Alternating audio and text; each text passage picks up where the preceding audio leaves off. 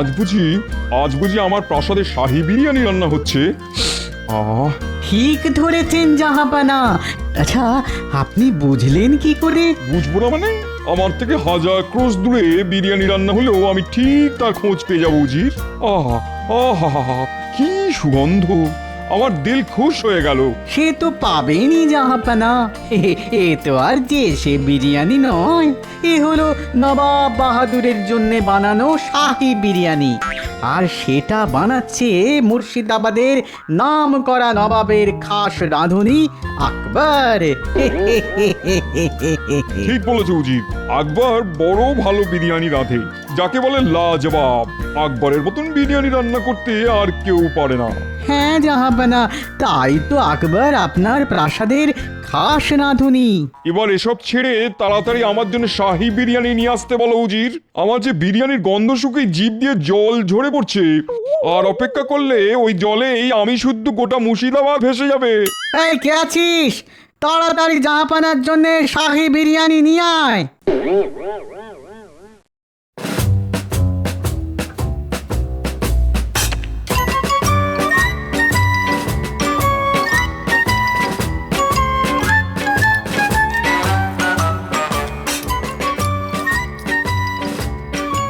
आह आह लाजवाब! क्या बात, क्या बात, क्या बात! আমাদের জাহাপানা বড় ভালো মানুষ, বিরিয়ানি পেলে আর কিচ্ছুটি চায় না। না না না না না না, তুমি ভুল জানো উজির। আমার বিরিয়ানির সঙ্গে সঙ্গে কৃষ্ণচন্দ্রের কৃষ্ণনগর রাজ্যটাও চাই। যতদিন না কৃষ্ণচন্দ্রকে কারাগারে বন্দি করে কৃষ্ণনগর রাজ্যটা পুরোটা হাতে পাচ্ছি, ততদিন আমি শান্তিতে ঘুমোতে পারবো না উজির। বিরিয়ানির দিকে তাকিয়ে আমার মাথায় একটা বুদ্ধি খেলে গেছে উজির। এক্ষুনি আকবরকে ডেকে পাঠাও, জলদি। এক্ষুনি যাচ্ছি জাহাপানা।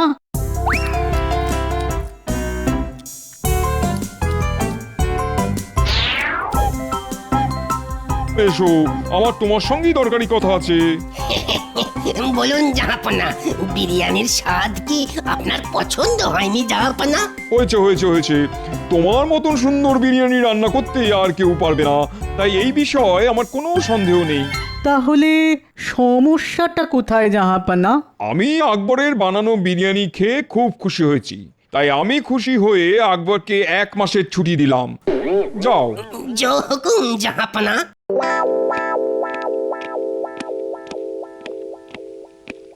এ আপনি কি করলেন জাহাপানা? আকবর 1 মাসের ছুটিতে থাকলে আপনাকে শাহী বিরিয়ানি রান্না করে খাওয়াবে কে শুনি? সেটা তোমাকে ভাবতে হবে না উজি, সেটা ভাববে কৃষ্ণচন্দ্র। আমি আগামীকালই কৃষ্ণনগরে যাব। নয়, হ্যাঁ।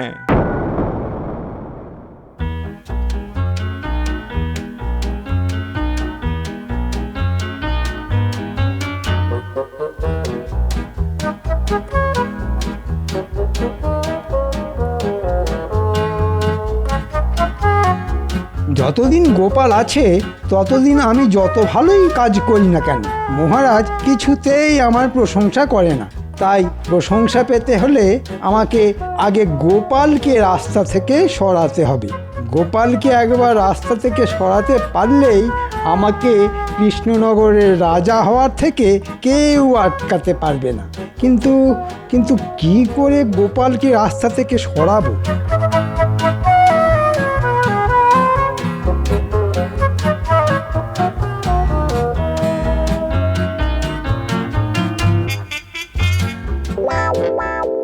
শয়তানের নাম নিতে না নিতেই শয়তান হাজির। এই রাজ্যে সবাই আমাকে কত ভালোবাসে, কত সম্মান করে, আর তাদের মধ্যে সব থেকে আগে হলো আমার নাতি নাতনিরা। তাই এই বিপদের দিনে ওরা আমার পাশে থাকবে না, সেটা কি হয়? বিপদ? কিসের বিপদ? গোপাল আবার কি বিপদে পড়লো? না না, এটা আমাকে জানতেই হবে। গোপালের পিছু নিয়ে দেখি তো।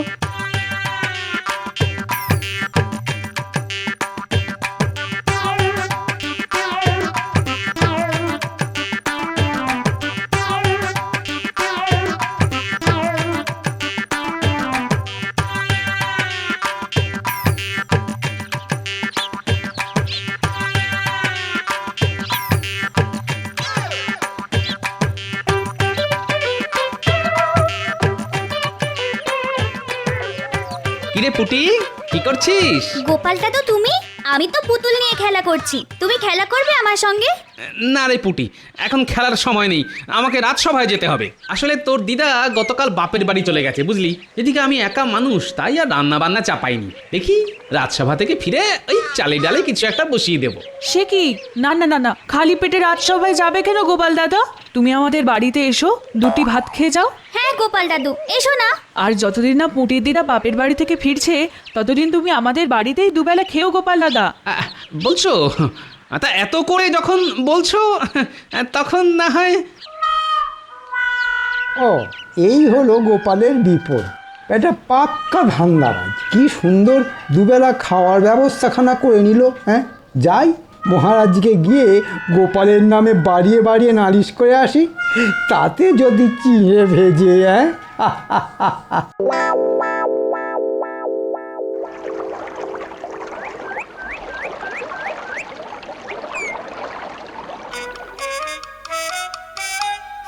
কি ব্যাপার, গোপাল রোজ দেরি করে মানছি, কিন্তু আজ আবার মন্ত্রী গেল কোথায়? সেটাই তো, আমাদের মন্ত্রী মশাই তো সবার আগে রাজসভায় আসেন, আজই শুধু এলেন না। মন্ত্রী মশাইয়ের কি আবার শরীর টরীর খারাপ করলো? মহারাজ, মহারাজ, কি হলো মন্ত্রী, এতক্ষণ ছিলে কোথায়? সে কথাই তো বলতে এলাম মহারাজ। গোপালের বউ গোপালকে ছেড়ে বাপের বাড়ি চলে গেছে, তাই গোপাল পুঁটির বাড়িতে গিয়ে কান্নাকাটি শুরু করেছে, আর চোখের জল দেখিয়ে ঠিক দুবেলা খাবার ব্যবস্থা করে নিয়েছে। গোপাল কি ধরিবাজ লোক, শুধু একবার ভাবুন মহারাজ। মন্ত্রীমশাই, আমার মনে হয় আপনার কোথাও ভুল হচ্ছে। আমি যতদূর জানি ওই পুঁটিদের বাড়ির সঙ্গে গোপালের বাড়ির খুব ভালোই সম্পর্ক, তাই গোপাল। তুমি কিছুই জানো না বিজ্ঞান। না না, গোপাল এটা মোটেই ভালো কাজ করে। আজ গোপাল আসুক রাজসভায়। আগে গোপালের নাম নিলেন আর গোপাল হাজির মহারাজ। এবার জমবে খেলা। ঠিক জায়গায় আগুনটা ধরিয়ে দিয়েছি।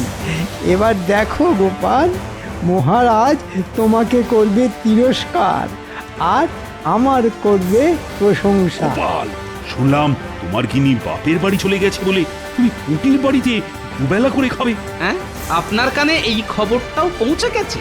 বাহ, আমাদের মন্ত্রী মশাই হাওয়ার গতির থেকে কম যান না দেখছি। তুমি ঠিক ধরেছ, এই খবরটা আমাকে মন্ত্রী দিয়েছে। ছি ছি গোপাল, তুমি আমার বিপদের দিনে সবার আগে ঝাঁপিয়ে পড়ো, আর তোমার বিপদের দিনে তুমি একবারও আমার কাছে পর্যন্ত এলে না। এ আপনি কি বলছেন মহারাজ? ঠিক বলছি।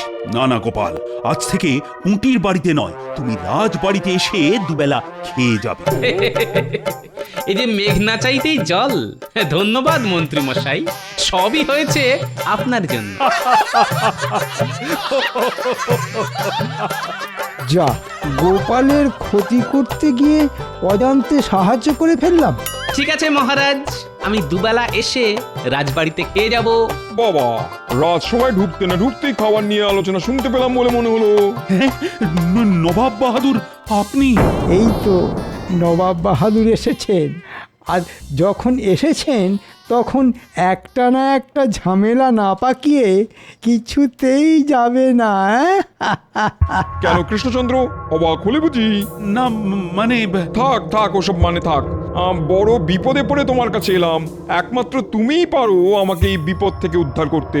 তাই নাকি? বেশ বেশ, বলুন নবাব বাহাদুর, আমি চেষ্টার ত্রুটি রাখবো না, কথা দিলাম। সবার সামনে বলা যাবে না।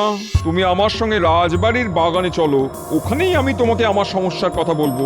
আচ্ছা, আজ তবে রাজসভা এখানেই শেষ হলো, তোমরা যে যার বাড়ি ফিরে যাও, বাড়ি ফিরে যাও। না না, একটা গন্ডগোল আছে বলে মনে হচ্ছে। এক্ষুনি বাড়ি যাওয়া উচিত হবে না। এবার বলুন নবাব বাহাদুর, আপনি কি বিপদে পড়েছেন, আর আমি আপনাকে সেই বিপদ থেকে কিভাবে উদ্ধার করতে পারি? আসলে হয়েছে কি, তুমি তো জানো কৃষ্ণচন্দ্র আমি কেমন খাদ্য রসিক মানুষ। ভালো ভালো খাবার ছাড়া আমার একটা দিনও কাটতে চায় না। কিন্তু গতকাল আমার দরবারের খাস রাঁধুনি আকবর মাসখানেকের ছুটি নিয়ে দেশের বাড়ি চলে গেছে।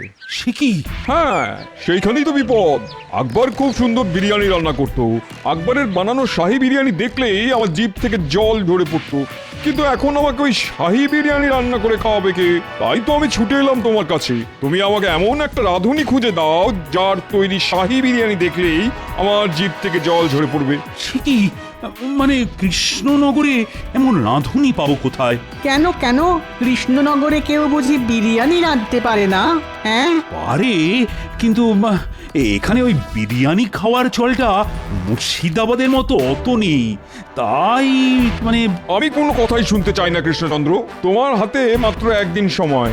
আগামীকালের মধ্যে যদি এমন রাঁধুনি খুঁজে পাও যার বানানো বিরিয়ানি দেখলে আমার জিভ থেকে জল ঝরে পড়ে, তাহলে এই যাত্রায় তুমি বেঁচে যাবে। না হলে আমি তোমাকে সারা জীবনের মতন কারাগারে বন্দি করে রাখবো, এই বলে দিলাম। হ্যাঁ, রাঁধুনি না পেলে কারাবাস? চিন্তা করবেন না মহারাজ, আমি তো আছি। আমি ঠিক ভালো রাঁধুনি খুঁজে বার করব। তবে দেরি নয় মন্ত্রী, তুমি এক্ষুনি খোঁজা শুরু করো। কিন্তু মহারাজ, খোঁজার জন্য তো কিছু এই নাও, এই নাও। আমি আমি এক্ষুনি যাচ্ছি মহারাজ, এক্ষুনি যাচ্ছি। আমি কালকের দিনটা তোমার প্রাসাদেই থাকবো কৃষ্ণচন্দ্র। তুমি রাঁধুনি খুঁজে পেলে তাকে দিয়ে বিরিয়ানি রান্না করিয়ে আমার ঘরে নিয়ে এসো। আমার যদি পছন্দ হয় তাহলে আমি তাকে নিয়ে মুর্শিদাবাদে ফিরে যাব, বুঝলে? চলো উজির। আরে, এ আবার কেমন বিপদ! এমন বিরিয়ানি রান্না করতে হবে যেটা দেখে নবাব বাহাদুরের জিভ থেকে জল টুপিয়ে পড়ে। যেটা ভেবেছিলাম সেটাই দেখছি সত্যি হলো। কিন্তু কিন্তু যাই, বাড়ি গিয়ে একটা ঘুম দিই। একটা না একটা পথ তো নিশ্চয়ই আছে নবাব বাহাদুরকে খুশি করার জন্য। এবার মহারাজের কারাবাস হবে, আর নবাবের সঙ্গে হাত মিলিয়ে আমি বসবো কৃষ্ণনগরের সিংহাসনে। কিন্তু মহারাজের কাছ থেকে মোহর যখন নিয়েছি তখন কয়েকজনকে তো ধরে নিয়ে যেতেই হবে।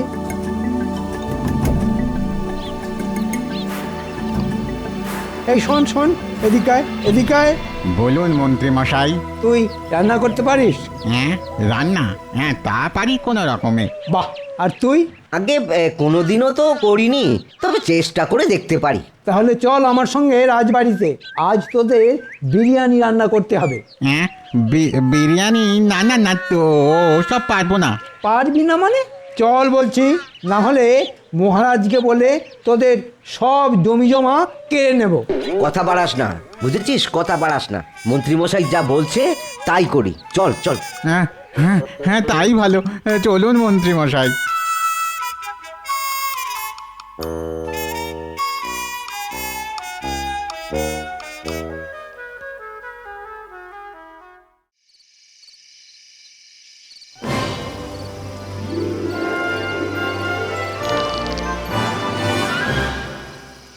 আহা, জব্বর ফন্দি এঁটেছেন জাহাপানা আপনি। কৃষ্ণচন্দ্রের মুখ তো পুরো পোড়া বিরিয়ানির হাঁড়ির মতো দেখতে লাগছিল। দাঁড়াও উজির, এখনো কৃষ্ণচন্দ্রের হাতে কালকের দিনটা আছে। এবার আমি কৃষ্ণচন্দ্রকে বিরিয়ানির হাঁড়ির ভেতরে ঢুকিয়ে সেদ্ধ করেই ছাড়বো। কিন্তু জাহাপানা, কৃষ্ণচন্দ্র যদি গোপালের সাহায্য নিয়ে এমন কাউকে ধরে নিয়ে আসে যে সত্যি সত্যি ভালো বিরিয়ানি রাঁধতে পারে, তখন কি হবে? ধুর, বিরিয়ানি খাবো তো আমি। আর সেই বিরিয়ানির স্বাদ যতই ভালো হোক, আমি নিজের মুখে কিছুতেই স্বীকার করব না। আমাদের জাহাপানার লাজবাব বুদ্ধি, পুরো শাহী বিরিয়ানির মতন।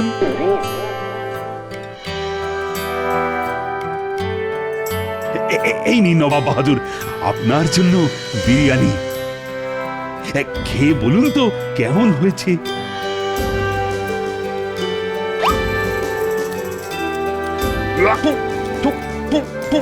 জঘন্য। হ্যাঁ, তাহলে একবার এই থালার বিরিয়ানিটা চেখে দেখুন।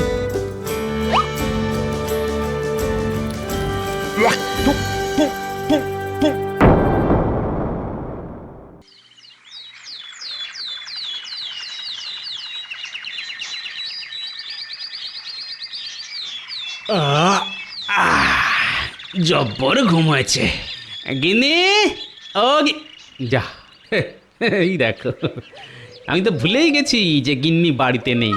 আহো, এদিকে খিদের চোটে পেটের নাড়ি ভুড়ি একেবারে চট পাকিয়ে যাচ্ছে।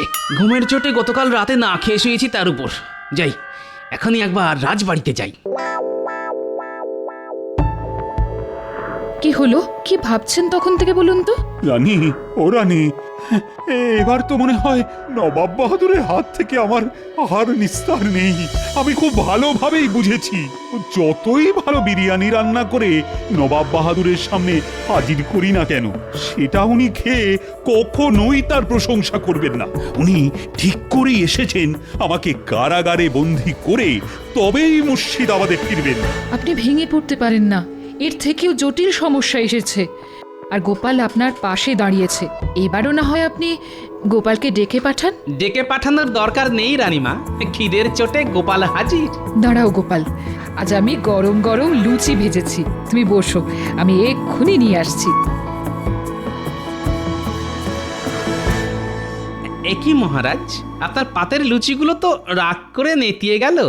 ওগুলোকে তাড়াতাড়ি পেটে চালান না করলে যে অপমান করা হবে মহারাজ। গোপাল, ও গোপাল, আমি যে বড় সমস্যায় পড়েছি। আমি জানি মহারাজ, নবাব বাহাদুর যখন আপনাকে রাজবাড়ির বাগানে ডেকে নিয়ে গেলেন, তখন আমি গাছের আড়াল থেকে সব শুনেছি। হ্যাঁ, তুমি সব জানো? আমাকে তাহলে বাঁচাও, বাঁচাও গোপাল, বাঁচাও। সে আর বলতে, গোপাল থাকতে মহারাজ কৃষ্ণচন্দ্রের কোনো ক্ষতি হবে না, কিন্তু তার আগে আমার পেটে দুটো দানা পানি দিতে হবে, না হলে বুদ্ধি খুলবে না মহারাজ। এই নাও গোপাল, যত ইচ্ছে খাও। খাই, হ্যাঁ।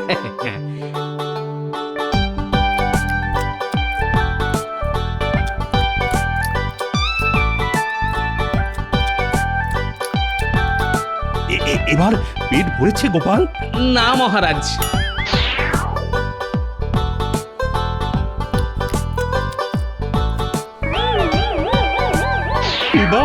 এইবার ভরেছে মহারাজ, আর নবাব বাহাদুরকে জব্দ করার বুদ্ধিও পেয়ে গেছি।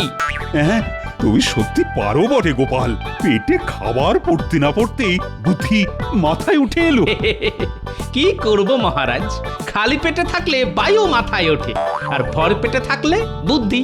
এটাই তো জগতের নিয়ম। বেশ বেশ, এবার এবার তোমার মাথায় কি বুদ্ধি এলো একটু খুলে বলো শুনি। বলবো না মহারাজ, রাঁধবো। আমি নিজে হাতে নবাব বাহাদুরের জন্য বিরিয়ানি রান্না করব। আমি রাজবাড়ির রান্নাঘরে গেলাম মহারাজ। আপনি শুধু প্রহরীদের দিয়ে আমার নাতি নাতনিদের কাছে একটা খবর পাঠিয়ে দিন। ওদের বলুন তাড়াতাড়ি এসে যেন ওরা একবার আমার সঙ্গে দেখা করে।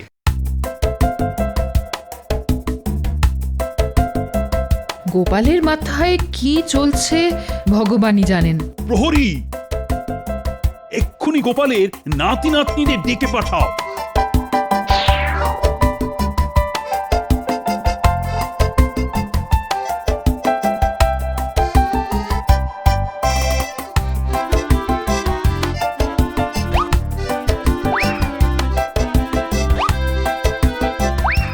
গোপাল দাদু, আমাদের ডেকেছ?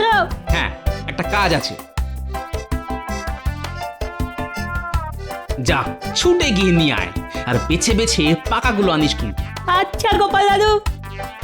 গোপালটা সেই কখন রান্নাঘরে ঢুকেছে, এখনো পাত্তা নেই। মহারাজ, গোপাল কোনোদিন নিজের হাতে জল গড়িয়ে খায়নি। ও কি পারবে শাহী বিরিয়ানি রান্না করতে?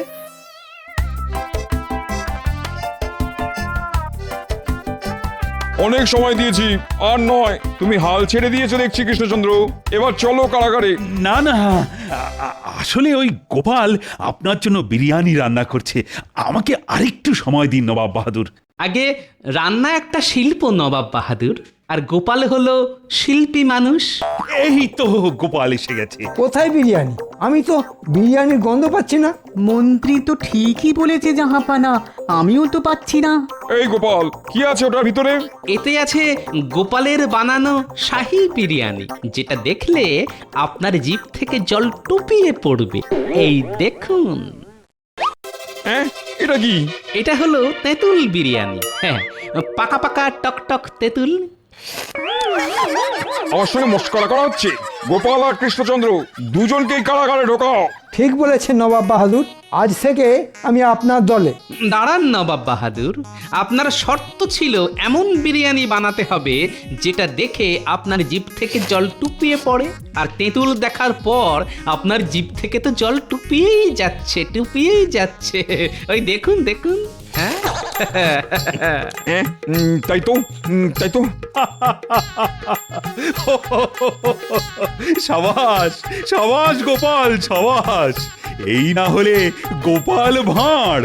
যা, কেন যে নবাবের দলে যেতে গেলাম, এইবারও গোপাল মহারাজকে বাঁচিয়ে দিল। আপনি হেরে গেছেন জাহাপানা, এখানে থেকে আর লাভ নেই, চলুন। আমিও যাই। এত তাড়া কিসের? যাওয়ার আগে আমার বানানো শাহী বিরিয়ানিটা খেয়ে যান। মন্ত্রী, এবার তুমি কোথায় পালাবে? ইস, ওয়া, ইস, ইস, ইস, ইস, ওয়া, ইস, কি জঘন্য খেতে। এটাই তোমার শাস্তি। খাও খাও, আরো খাও, খাও।